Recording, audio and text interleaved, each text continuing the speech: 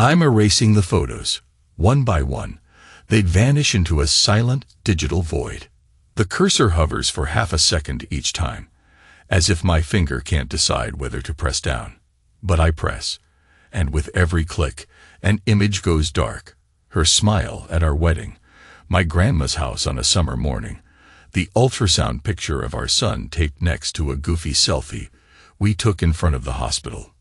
Delete. Delete. Delete. I can't even hear the fan of my laptop. It's as if my entire head is submerged under thick water, everything muffled.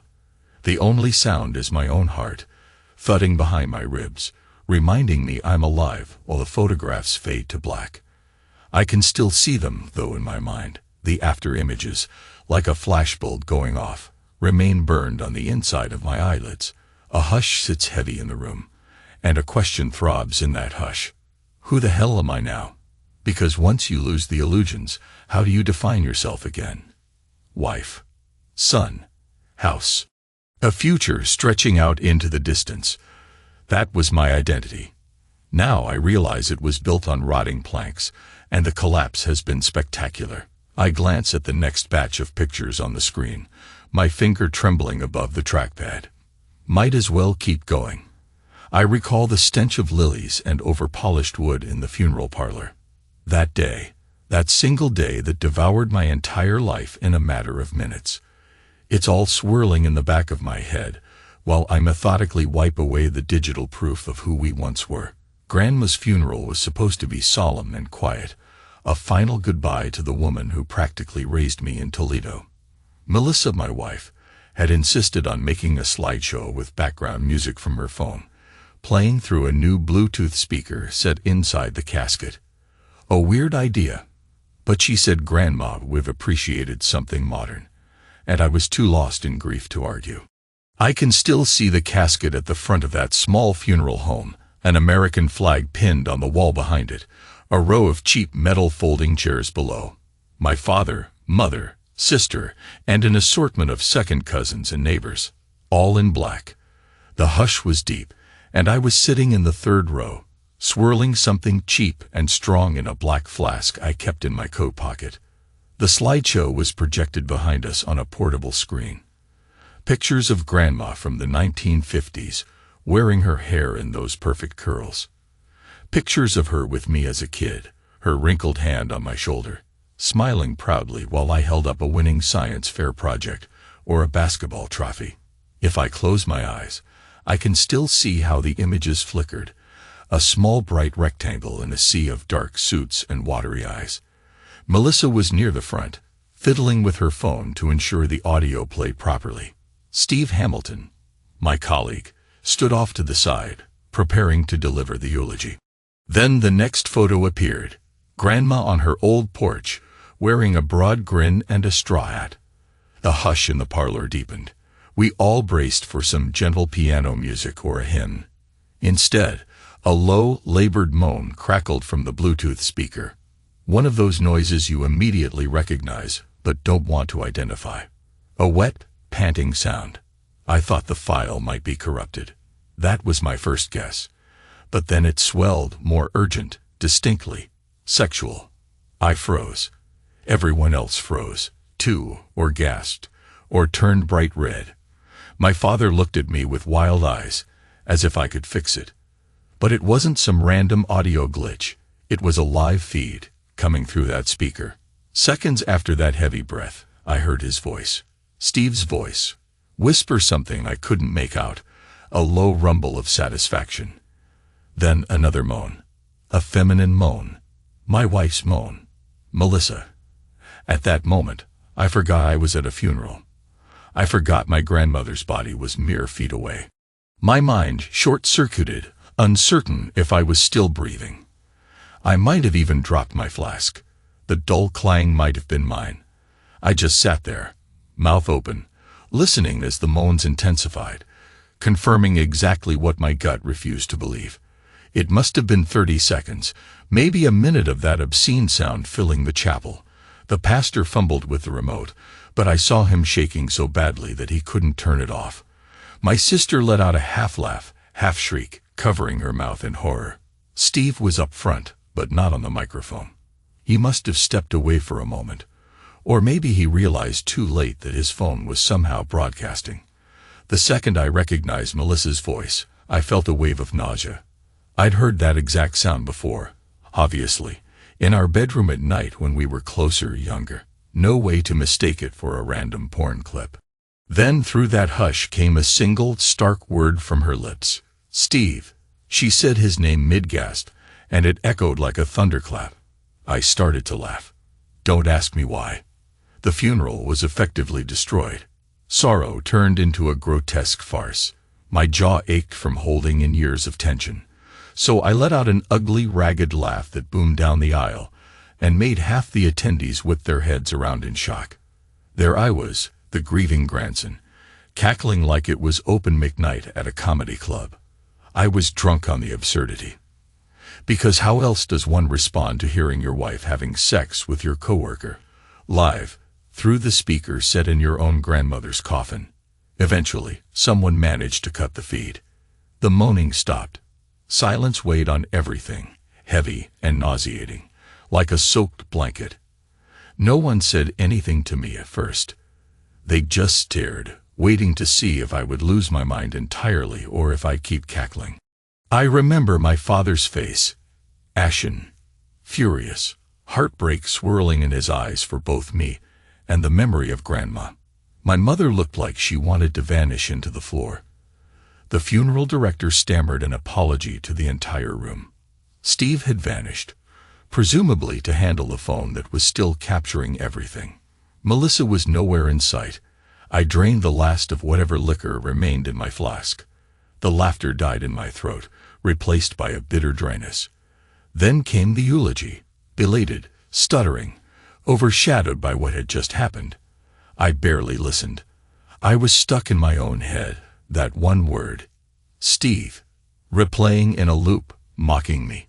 When people asked me if I was okay, I just nodded, dead-eyed. They parted around me like I was cursed. After the funeral, no one quite knew what to say. There were muttered condolences, apologies, and a lot of half-hearted handshakes. I walked out of that chapel feeling like my spine had melted. My wife approached me, red-faced and trembling. She tried to talk. I just kept walking. Steve had the decency to look mortified, but he didn't dare come near me. Or maybe he was just too shocked to speak. The rest is a blur. I only recall getting in my car, gripping the steering wheel, and letting out one short, humorless bark of laughter again. I didn't confront her that day. I came home, poured a whiskey, and sat in silence on the couch. Melissa eventually showed up, eyes puffy. She tried to explain something about an accidental phone call, but we both knew the truth. I stared at her, stared through her. Then I grabbed my keys and left. That night, I slept in a cheap motel on the outskirts of Chicago, the TV flickering an infomercial about exercise equipment I didn't want or need. In the days that followed, I found out everything. The humiliating part wasn't the affair itself, though that felt like a knife to the gut. It was realizing that the entire fiasco had happened at Grandma's funeral. That's what burned me raw, made it impossible to block out. Everyone in my extended family probably knew. My own father refused to discuss it except to mutter, "I'm sorry, son," before changing the subject. My coworkers gave me pitying glances whenever I walked by. People thrive on gossip like this, and I became the lead in a tragic soap opera. A week later, Melissa asked me to come home. I arrived to find her pacing the living room, breathing shallowly. She spoke about needing me, about how it was a mistake. She insisted it was a one-time lapse, that she was overwhelmed by grief, stress, something. She said she and Steve had gotten carried away, but that it meant nothing. I recall nodding, as if logging the data for some invisible report. I didn't scream. I didn't hit anything. There was no meltdown. I just watched her quietly, letting her words wash over me. Then I said, "Let me see your phone." She froze. That was all the confirmation I needed. She refused to let me see it. Then she tried to show me random text messages that supposedly proved there was no emotional relationship, just a physical mistake. But the evidence only highlighted more late-night calls with Steve. Some pictures, selfies, exchanges. My heart hammered, but my head was calm. I realized at that moment something fundamental in me had snapped. Before I left, she told me she was pregnant years ago, before our son, but she'd lost the baby. I'd known that, but she said it was the reason she was in an emotional tailspin. She was searching for validation, attention. I said nothing. I just walked away from her, because I felt if I opened my mouth, I'd say something that would scorch the earth between us. Days stretched into a confused fog, thick with tension. Then came the phone call from the clinic regarding our son's DNA test. That had been my father's idea. Better to know, he said gruffly, patting my shoulder. But it turned out the boy is mine. By biology, yes. By the bonds of fatherhood, definitely. A wave of relief washed over me, strangely tainted by resentment. Because my child, he's mine, but all I can see in his eyes now is her reflection. I remember how the nurse's voice sounded on the phone. Cheerful, almost mechanical. The probability of paternity is 99.99%. She asked if I had any questions. I wanted to ask 1,000, but none made sense, so I just said thank you and hung up. That was the moment I fully understood that my marriage was beyond saving. My boy is the only anchor I have left, and maybe that anchor was the reason I didn't burn everything to the ground on the spot. Then I discovered the diary, or more accurately, remembered it existed. Melissa once kept a journal for memory, she'd said. She was big on journaling as a form of reflection. I found it in a plastic tote in the closet, tucked beneath old holiday decorations. It was half empty. She'd written sporadically about small, mundane details of life.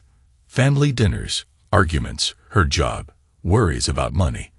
At first, I skimmed, not sure what I was looking for. Then I saw Steve's name appear. The day after the funeral was blank. But a few days later, there was a single line in her handwriting. Another call from Steve, strictly a friend check-in. I recognized a lie when I saw one. So I grabbed a pen and wrote beneath her line, "Friends with a subwoofer, sure." It was petty, I'll admit, but the resentment simmered inside me, and mocking her in her own journal felt like some twisted form of therapy. So it began. Each night, I'd open it, flipping through pages until I found some half-thought about Steve or a vague reference to my mistakes. Then I'd respond, scribbling nasty commentary in the margins. Need is a powerful feeling, isn't it? Or I guess the funeral was a perfect time for a quickie. I wrote these lines as if I were moderating a talk show. It was a vile sort of stand-up routine, just for me. Black humor poured out, my only way to keep from screaming. Eventually, I left the journal on the kitchen table with a note on the last page. I promised you once that I would try. I'm done trying. I signed my name. Then I packed a duffel bag and walked out. Melissa said something. Pleaded, maybe. I didn't catch the words. I only heard the wind in my ears as I shut the door behind me. I spent the first week in a cheap rental near the office. The landlord didn't ask questions. The walls were thin, and the place stank of stale cigarettes. I hardly slept. I found myself replaying that funeral fiasco in my dreams, only sometimes it wasn't my grandmother in the casket. It was me, or my son. Twisted nightmares that had me sitting bolt upright, sweat soaking my sheets, panting like a trapped animal. In the daylight, I managed to keep functioning, going to work, nodding at the watery-eyed coworkers who didn't know whether to pity or mock me. Steve, for his part, acted like a ghost in the halls. I'd see him slip around corners, scurrying from meeting to meeting, never making eye contact. Some days, I wanted to slam him against the wall and demand he fight me like a man. But something in me refused to give him that satisfaction. Another piece of me was weirdly grateful, because now I had absolute clarity. My illusions were gone. The man had exposed himself as a weasel, a trifling opportunist, and Melissa, Well, she had her reasons, but none that erased the knife of betrayal stuck in my back. One day at work, I found an envelope on my desk. Inside was a single note, typed, "I'm sorry. I never meant to hurt you. If you need to talk, I'm here." No signature. Could have been from Steve, or from Melissa, or from some coworker with too big a heart. I crumpled it up and tossed it in the trash. 3 nights later, I was in that cramped apartment, sipping whiskey from a plastic cup, staring at the flickering TV. My phone buzzed. It was a text from an unknown number. "We need to talk. It's about your wife. Please don't ignore this." My body went cold. I recognized the area code. It was Toledo, my hometown. My first thought was that it might be one of Grandma's old neighbors, or an aunt, or maybe my sister. Something told me to just delete it. But I typed back, "Who is this?" The reply, "You'll find out soon enough. Meet me near the old train station tomorrow at 7 p.m. It all felt like a cheap thriller. I was in no mood. I blocked the number. Because enough is enough. I was drowning in confusion and anger. I didn't need another puzzle. Tension built day after day, like a heavy sum in an account that can only grow. I visited my son on weekends. Melissa was always there, hovering in the background, eyes downcast. She tried to be cordial, offering coffee or cookies as if we were neighbors. The first couple of visits, I refused to go inside. I'd take my boy to the park, watch him run around with the boundless energy only a 5-year-old can possess. I'd help him climb the monkey bars. He'd show me his stuffed dinosaur, explaining how T-Rex is super strong, but can't clap because of short arms. The normalcy of it tore me apart inside. "You coming home soon, Daddy?" he asked once, big eyes blinking. I forced a smile and ruffled his hair. "Someday, bud," I said. Then the guilt scalded me. Because that was a lie. I didn't intend to return to that house, not as the man I was before, but I didn't have the words to explain. Couldn't break his heart. So I just nodded, scooped him up, and bought him an ice cream cone, praying he wouldn't sense the tension behind my forced grin. When I dropped him off, Melissa stood on the porch, hugging herself. She looked tired, maybe remorseful, but I just gave a curt nod, turned, and left. I resisted the urge to see if she was crying. That's the thing about heartbreak. It's a war of images. You want to see them suffer, but a part of you can't stand it. A month after I moved out, my father passed me a message that Grandma's estate had some leftover personal items for me to collect. So I drove back to Toledo to the old house that was practically falling apart. I spent hours sorting through dusty boxes of family memorabilia. I found an old photograph of me as a toddler in Grandma's yard, a stuffed rabbit I vaguely recalled from childhood. The smell of those boxes, mildew, old paper, brought a wave of melancholy. She'd always told me to find happiness, that life was too short for grudges. The memory felt bitter now. While rummaging, I also found a rusted safe with all sorts of documents. A stack of letters from Grandpa to Grandma during the war. A note in my grandmother's handwriting addressed to me, to be opened when times are darkest, Jonathan. A wave of tears threatened, but I forced them back. I carefully tucked that note in my jacket, not ready to read it yet. That night, I ended up at a local dive bar, the kind with sticky floors and a flickering neon sign that read, "Open." I took a seat and ordered a whiskey. The bartender, a gruff older man, asked for my ID. I gave it to him, and he did a double take. "Reed? Any relation to Margaret Reed?" he asked. I blinked, nodding. She was my grandma. He gave a sad smile and slid me a free drink. I remember her from church. "Good woman." I thanked him. People keep telling me she was a good woman, but all I can think about is how her final farewell was desecrated by that broadcast of moaning. My teeth ground together. I drained my glass. The bartender asked if I was okay. I told him I was fine. I lied. The next morning, I opened Grandma's note in my motel room.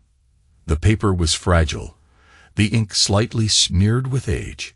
Jonathan, my dear boy, if you're reading this, it means I'm gone and you're hurting. Remember that no matter how deep the pain, your heart is bigger than the wound. You can love again if you let yourself. But first, you must decide who you want to be. I felt something break inside me, tears warming my face as I folded the letter. She always knew how to speak to me.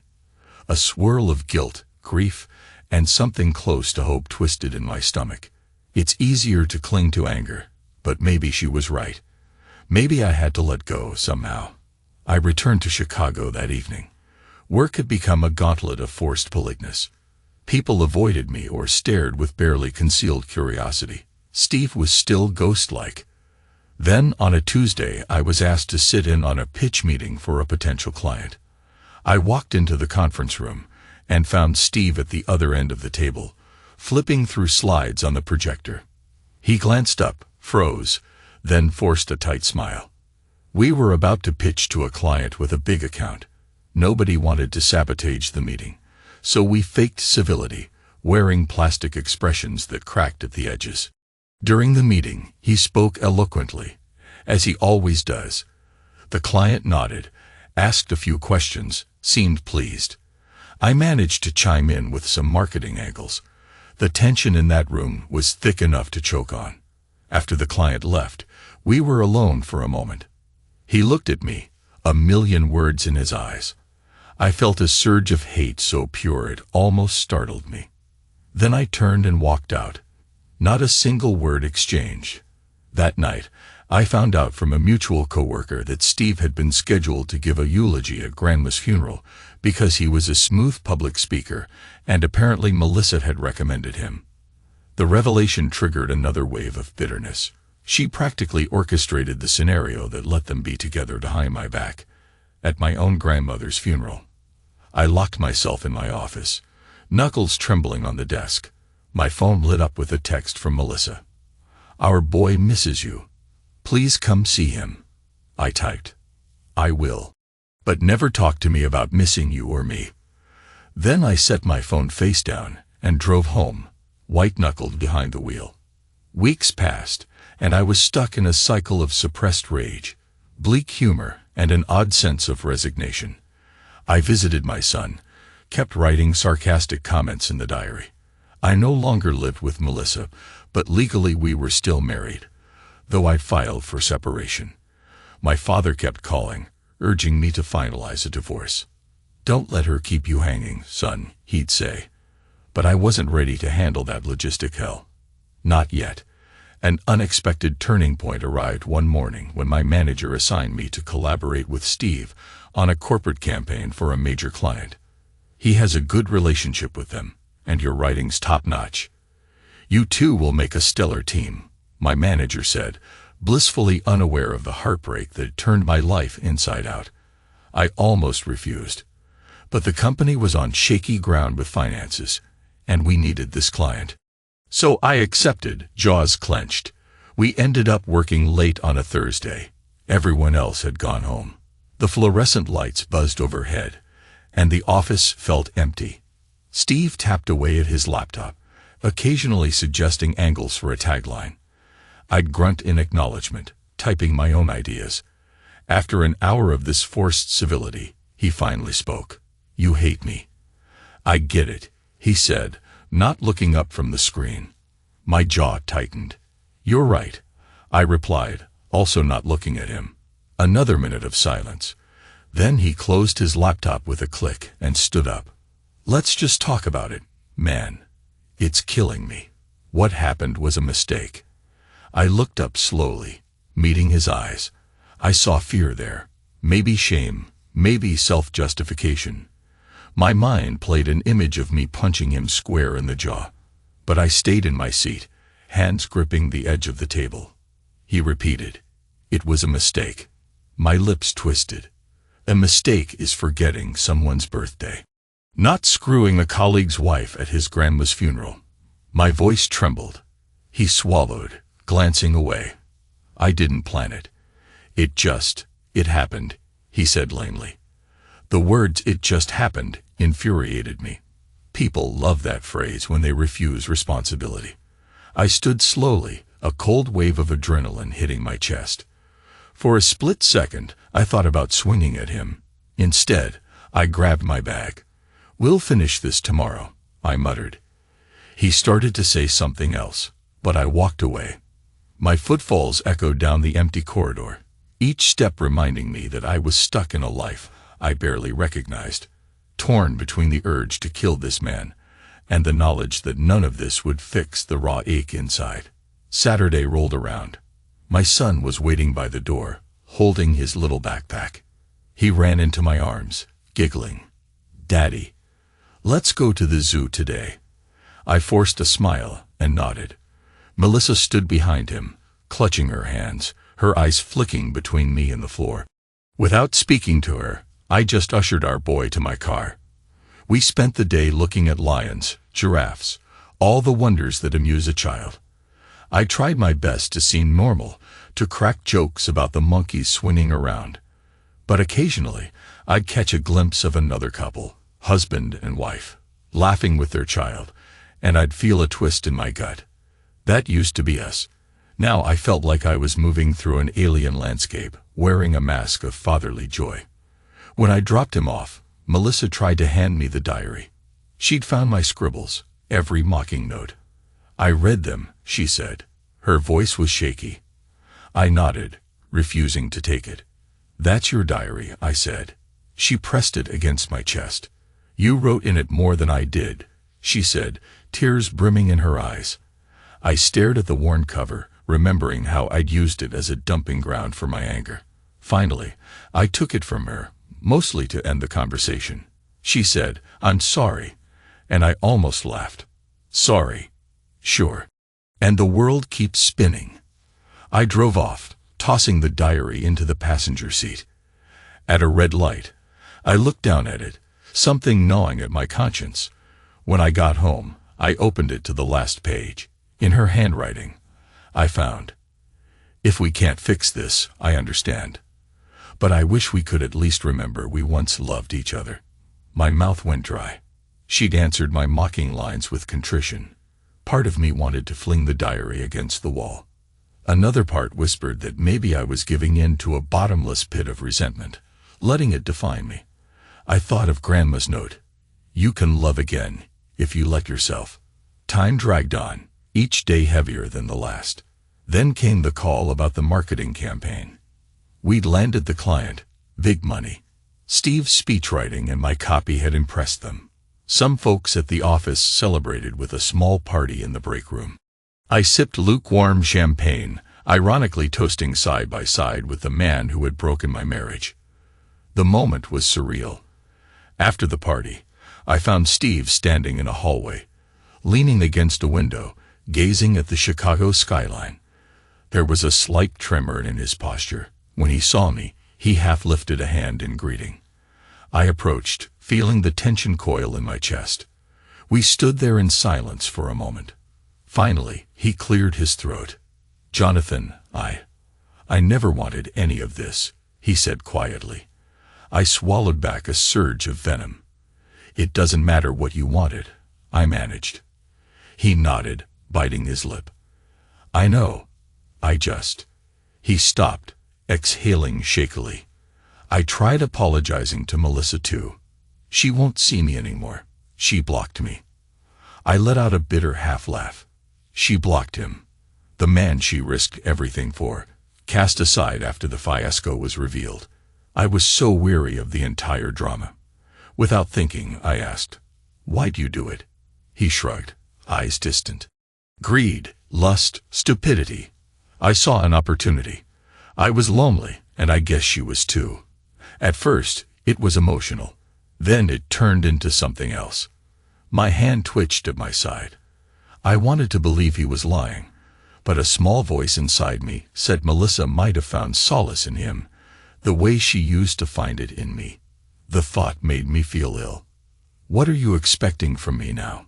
I asked, voice low. He shook his head. "Nothing. I just had to say it." Then he left. I stood there, staring at the city lights, feeling emptier than ever. The day after, I was cleaning out more photos from my phone, systematically deleting any image of me and Melissa together. That was when my phone pinged with a calendar reminder. Read Grandma's letter. She'd left me only a short note, but maybe my subconscious had put it in my phone schedule. I reread it, feeling her words swirl through me. She'd written about how regret can poison a life if we let it. Walk forward, Jonathan. Don't stand in the same place looking back, the letter said. I closed my eyes, letting a tear slip free. I realized I needed to act, not just linger in limbo. So I started planning. Not a violent revenge, not a monstrous scheme. I simply wanted to set the record straight and break free from the ghosts that haunted me.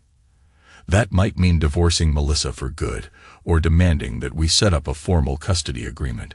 But something deeper drove me. The need to reclaim my dignity in front of Steve and Melissa. To show them and myself that I was no longer that passive, cuckolded husband. That night, I grabbed the diary. Page by page, I read everything she wrote, including the new entries. She was riddled with guilt, shame, confusion. She kept circling back to love. She insisted she still loved me. My bitterness flared, but something else lurked behind it. Sadness, longing. I thought about how we'd once been so close, how for years we were each other's best friend. Now, it seemed like two strangers occupied the shells of those people. I scrawled a final note on the last page. You want a second chance, or do you just want me to forget? I can't forget, but maybe I can forgive. Doesn't mean we'll stay together. It just means I won't let this define me. Consider it a gift, John. Then I snapped the diary shut and drove to the house, where I left it in the mailbox, sealed in a plastic bag. I didn't knock or ring the bell. The next day was the year's anniversary of Grandma's death. My parents visited her grave in Toledo, but I stayed in Chicago. I went to the funeral home alone, the same place that now lived in my nightmares, just to see if I could walk inside without breaking. The director recognized me. He offered a sympathetic smile and politely asked if I wanted to see the chapel. I hesitated, but I said yes. Standing in that small, musty chapel, I could almost smell the lilies and hear the dreadful moans again. My chest tightened, and for a second I thought I'd suffocate, but I forced myself to remain still, to exhale slowly. The ghosts were there, but they had no power over me beyond what I gave them. I said a quiet goodbye to Grandma. Then I left. Outside, the air was crisp. I felt a strange sense of calm. My phone buzzed. Melissa. I answered, half expecting more tears. Instead, she spoke in a trembling whisper. Can you please come inside? I need you. I frowned, checking the time. She sounded scared. I asked why. Her voice quivered. Our son has a fever, and I can't drive. I'm too shaky. My fatherly instincts took over. I rushed to the house. I found her cradling our boy, who was flushed and breathing quickly. My anger toward her receded, replaced by concern for him. We bundled him into my car and drove to the hospital. In the waiting room, a nurse checked his vitals, suspecting a minor viral infection. I stroked my son's hair, whispering reassurances. Melissa hovered next to me. For a moment, we looked at each other. No blame, no hostility. Just two worried parents. He was given fluids and some medicine. After a few hours, his fever began to drop. Melissa looked exhausted, her cheeks tear-streaked. I realized in that moment that I did still care. Not in a romantic, trusting sense, but in the sense of shared history, of once having built a life together. I placed a hand on her shoulder. He'll be fine, I murmured. She nodded, letting out a breath she'd probably been holding all day.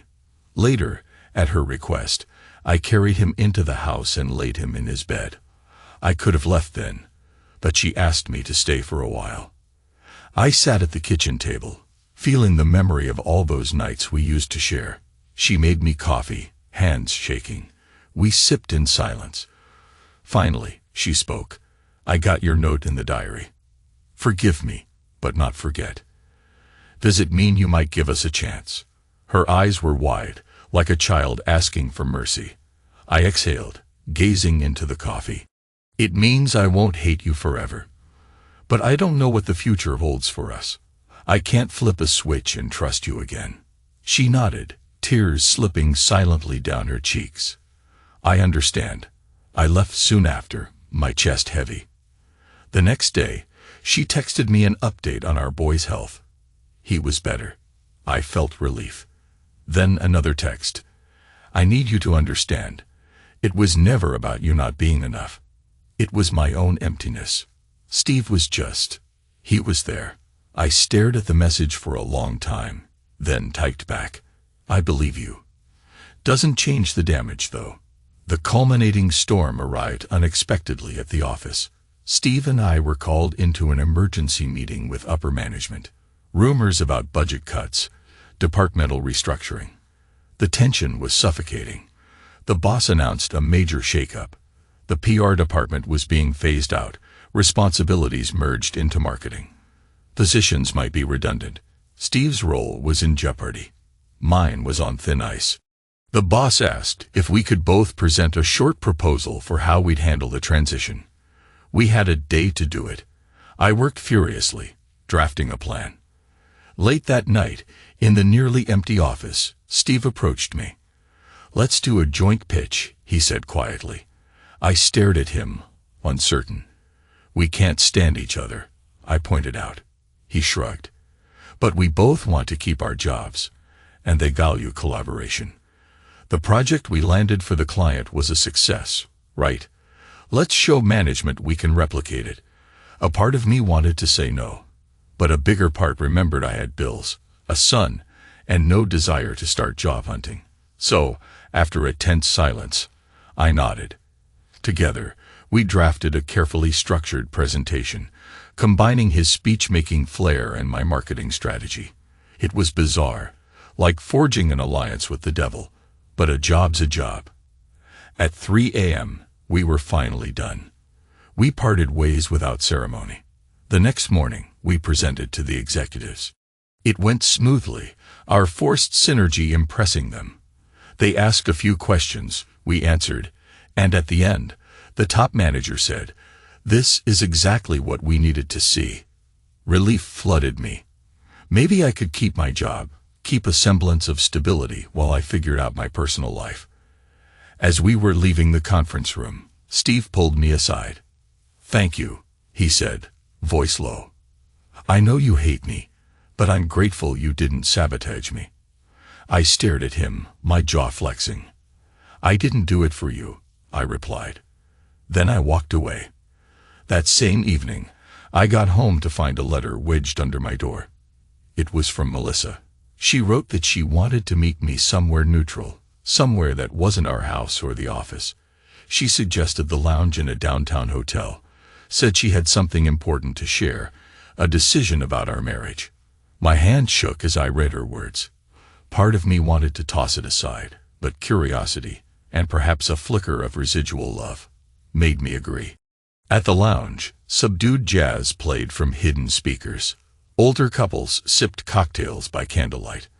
I found Melissa at a corner table, wearing a simple black dress. She looked anxious. I sat across from her. Neither of us spoke for what felt like a minute. Finally, she swallowed.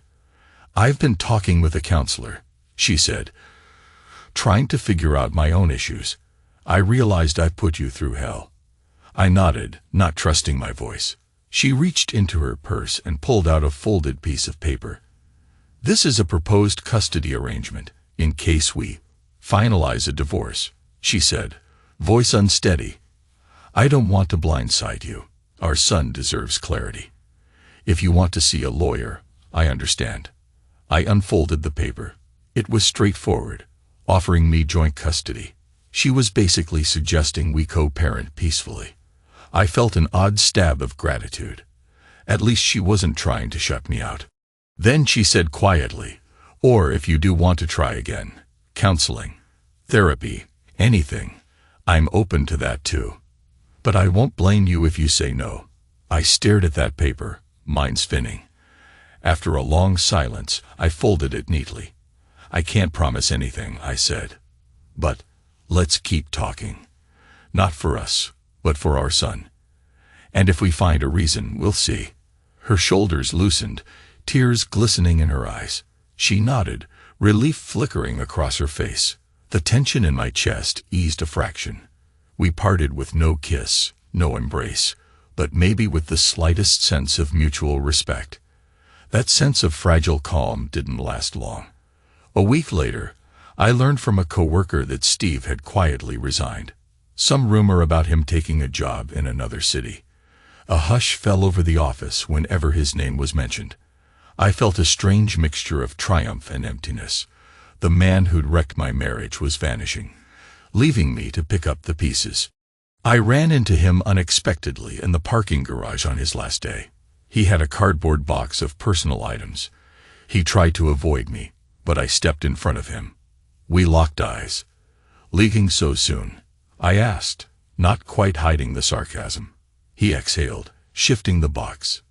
"Yeah, might be best for everyone," he said. I studied him for a moment, noticing the dark circles under his eyes, the slump of his shoulders. He looked beaten. "Good luck," I said finally, my voice devoid of warmth. He gave a half nod, got in his car, and drove off. I stood there, the echoes of the engine fading, and realized I felt no grand victory, just a dull ache. Because in real life, revenge rarely feels satisfying. It just leaves an emptiness behind. I kept seeing my son on weekends, and sometimes for an overnight. Melissa and I exchanged polite texts about schedules, schooling, doctor visits. Slowly, we tried to be civil. She asked if we could meet with a couples counselor, just to talk. I hesitated, but I agreed, thinking maybe we could at least develop better communication for co-parenting. In therapy, the counselor asked me to describe my feelings about the affair. I laughed bitterly, glancing at Melissa. "How do you put that into words?" I said. "She cheated on me at my grandmother's funeral. She says it was an accident or a moment of weakness. It felt like a bullet to the back of the skull." Melissa sobbed softly, and the counselor urged me to keep talking. So I spoke about betrayal, about hearing that damned moan echoing in the chapel. My throat tightened, and tears I didn't know I had welled up. The counselor handed me a tissue. I felt ridiculous, a grown man crying over a memory, but there it was. Afterward, Melissa told me she was sorry for causing so much pain. She insisted she understood if I could never forgive her. I believed she was sincere, but sincerity alone doesn't mend a shattered mirror. Weeks turned into months. Work stabilized. Steve was gone. My father's health improved slightly, and we talked more often on the phone. I visited my grandmother's grave on weekends, sometimes, leaving a single flower. The nightmares about the funeral gradually receded. My boy started school, beaming with excitement about making new friends. Through it all, Melissa and I navigated a cautious truce. We never resumed living together, but we also didn't finalize a divorce. We were suspended in some uncertain middle ground. Then, one day, my son discovered my old Bluetooth speaker in a closet when he stayed over at my apartment. He ran to me, laughing, pressing all the buttons so it made weird crackling sounds. "Daddy, can I play music?" he asked, wide-eyed. I stared at that speaker, heart skipping a beat, but I managed a thin smile. "Sure, kiddo. Let me connect your tablet." I watched him dance around, squealing with delight, as the gadget produced tinny cartoon songs. And I realized something. I was no longer crippled by the memory of that cursed funeral. A scar remained, but it wasn't bleeding anymore. Everything built to a final confrontation I never saw coming. My parents invited me to Toledo for a memorial service in Grandma's name, a year after her funeral fiasco. I decided to go, bringing my son. Melissa asked if she could come, to pay her respects, to apologize to the relatives. Surprising even myself, I said yes. We drove in silence for most of the trip. I found my hands clenched on the steering wheel, occasionally glancing at her in the passenger seat. She looked tense but determined. Our boy dozed in the back, his head lolling on the seatbelt. When we arrived, the extended family was gathered at the church social hall, a potluck laid out. People whispered or stared. My father gave me a tight hug. My mother patted Melissa's hand, though awkwardly. We all sat in a circle, sharing memories of Grandma. People spoke about her kindness, her sense of humor, how she loved me fiercely, how proud she'd have been to see me raising a son. At some point, an older cousin cleared her throat and turned to Melissa. She said it was real unfortunate what happened at the funeral. But Margaret wouldn't want us to be hateful. She believed in forgiveness. The room went quiet. Melissa nodded slowly, tears gathering. "Thank you," she whispered. I closed my eyes, feeling the swirl of tension and emotion. When the memorial ended, I stepped outside to get some air. Melissa followed. We stood on the church steps, the autumn sun painting the sky in warm oranges and pinks. She said, "John, I want you to know, I'm truly sorry." I nodded. "I know," I said, voice thick. The wind rustled leaves at our feet. Then, for the first time in months, we spoke openly about the pain, the betrayal, the guilt, the confusion. She confessed that she'd been depressed for years, feeling like we were drifting apart, that she was unseen. Steve had been a flattering presence, offering an escape from her internal turmoil. It wasn't an excuse, just a reason she told herself. "I don't know if we'll ever be husband and wife again," I said. "But I know we share our son, and I won't deny that we once cared for each other.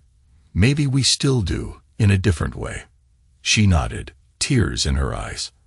I felt a quake inside my chest, uncertain if it was heartbreak or acceptance. Maybe both. A hush surrounded us. The day was ending, a golden glow sinking beneath the horizon. My father stood in the doorway behind us, watching. Then he turned away, giving us privacy. I took a deep breath. "I'm not the same man I was," I said. "What happened changed me, but I'm tired of hate. I won't carry that weight anymore." She let out a small sob and reached for my hand.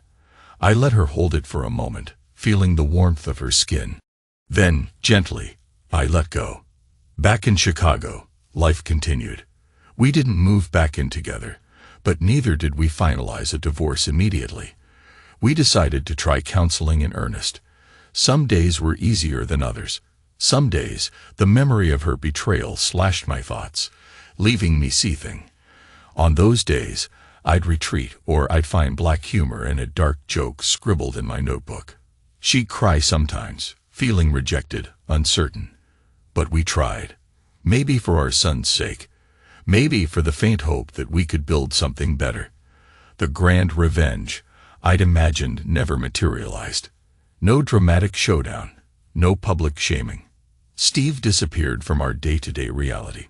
My revenge, if you can call it that, was letting the guilt settle in for both of them, and living on my own terms, refusing to be destroyed by someone else's mistakes. Melissa was stuck with the consequences, and I was free to choose the path forward. One weekend, our son was in the living room of my new modest apartment, playing with that old Bluetooth speaker again. We'd found some family-friendly playlists for him. He was giggling, pressing random buttons. I froze, recalling the funeral scene. Then he pointed at me. "Daddy, dance." I felt a surprising lightness in my chest. I started swaying in an exaggerated, goofy way. He laughed so hard he nearly fell over. In that laughter, I felt a piece of my heart stitch back together. Melissa stood in the doorway, arms crossed gently, a soft smile on her face. She said nothing, just watched. I stopped dancing, ruffled our son's hair, and turned to her. We shared a look that said everything was broken once, but maybe not forever. Maybe we'd eventually find a new way to be okay. Months passed. The therapy continued, and I started writing a personal journal of my own, not in her diary, but in a fresh notebook. Page after page, I chronicled the funeral fiasco, the moans, the heartbreak, the black humor I used to cope. I wrote about feeling like a gun was pointed at my head every time I recalled that day. But as the words flowed, something shifted. The memory lost a bit of its razor edge. I found a grim acceptance, a chance to define myself as more than just a betrayed husband. One crisp morning, I woke up, stared at my reflection in the mirror, and realized I didn't hate myself. I wasn't the worthless man that my darkest moments told me I was. I'd survived. Grandma's letter echoed in my mind. You can love again, if you let yourself. Maybe that love was for my son, maybe for life itself. Whether it included Melissa, I couldn't say yet, but I knew I didn't want to carry rage like a boulder anymore. I took a slow, deliberate breath. Then I smiled. It wasn't a grin, not a laugh, just a small, serene smile that felt like stepping onto solid ground after months lost at sea. I wish I could say we lived happily ever after, that the scars vanished, and we slipped back into a storybook marriage. Life doesn't work that way. Some nights, I still jolt awake from nightmares. Other times, resentment surges without warning, and I have to close my eyes, remind myself that I'm not at the funeral anymore. Melissa and I remain in counseling, inching toward a fragile understanding. We share our son's milestones, his school plays, his birthday parties, his unstoppable curiosity about the world. But I carry my grandmother's words in my wallet, right next to that old photo of me and her on the porch. It's a constant reminder that life is short, and bitterness is a prison we build for ourselves. I'm learning, slowly, to break down those bars. Maybe that's the real revenge, choosing to live on, not letting betrayal define me, forging a new identity in the ashes of what I once thought was unbreakable. And so, I stand here, watching my boy fiddle with the Bluetooth speaker, laughing like it's the greatest invention ever. Instead of revulsion, I feel a faint warmth in my chest. I join his laughter with a half chuckle, the edges laced with relief rather than bitterness. Later, after I put him to bed, I step outside to the balcony. The city lights flicker, traffic rumbles below. I close my eyes and let myself breathe. There's no dramatic explosion, no big final with shouting and cursing. Just a quiet acceptance, a release of tension that's clung to me for too long. I don't know what tomorrow holds. Maybe I'll try to rebuild what was broken. Maybe I'll walk away for good. But in this moment, I'm alive, and I'm not drowning in the betrayal anymore. The memory still hurts, but it doesn't own me. I take one last breath of cool night air and feel a calm settle over me. A silence that's no longer hollow, but full of possibility. And that, for now, is enough.